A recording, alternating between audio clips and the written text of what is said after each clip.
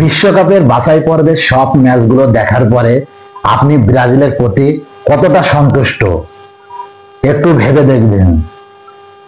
কারণ ব্রাজিলের পারফরম্যান্স আপনাদের কাছে কেমন লেগেছে সেটাও কিন্তু আপনারা ভেবে দেখবেন।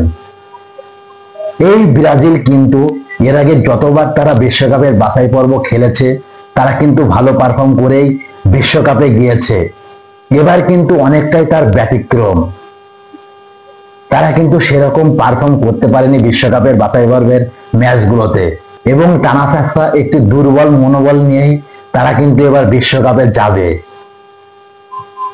আপনি দেখেন অনেক অভিজ্ঞ প্লেয়ারের সাথে কিছু তরুণ প্রতিভা নিয়ে তারা বিশ্বকাপ খেলতে যাবে। যদি আপনি দেখেন আনচেলত্তি যদি এবার নেইমারকে স্কোয়াডে না রেখে বিশ্বকাপের স্কোয়াড ঘোষণা করে তাহলে কিন্তু এই আনচেলত্তিকে কঠোরভাবে দমন করবে নেইমার ফ্যানরা, ব্রাজিল ফ্যানরা। এবং আপনি দেখবেন এই কারণে কিন্তু ব্রাজিলে দাঙ্গাও শুরু হয়ে যেতে পারে। নেইমার কিন্তু পুরোপুরি ফিট, তারপরেও কিন্তু নেইমারকে আনচেলত্তি বাছাই পর্বে শেষ দুই ম্যাচে বাজিয়ে দেখলো না। নেইমারকে যদি শেষ দুই ম্যাচে বাজিয়ে দেখতো কি এমন অবস্থা খারাপ হয়ে যেত ব্রাজিলের, সেটাই কিন্তু চিন্তার বিষয়। তারপরেও সে কিন্তু সেই কাজটা করেনি, বলেছে যে তার স্কিলের সমস্যা।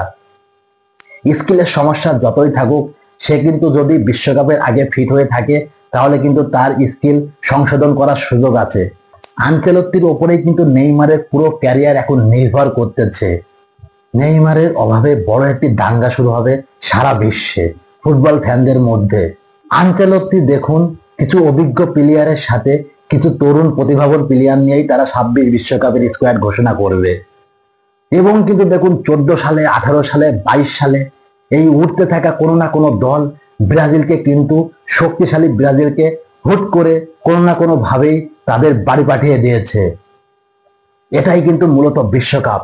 বিশ্বকাপে আপনি কিন্তু প্রথম রাউন্ড পার করলেই প্রত্যেকটা ম্যাচ নকআউট। সেখানে কিন্তু জান প্রাণ দিয়ে খেলা ছাড়া কিছুই করার নাই কোনো দলের। যে ভালো পারফর্ম করতে পারবে সেই কিন্তু মেডেলটা পাবে। আজকে কিন্তু বিশ্বসেরা দুই দলের খেলা একই রকম হয়েছে বলেই আমি মনে করি অনেকটা।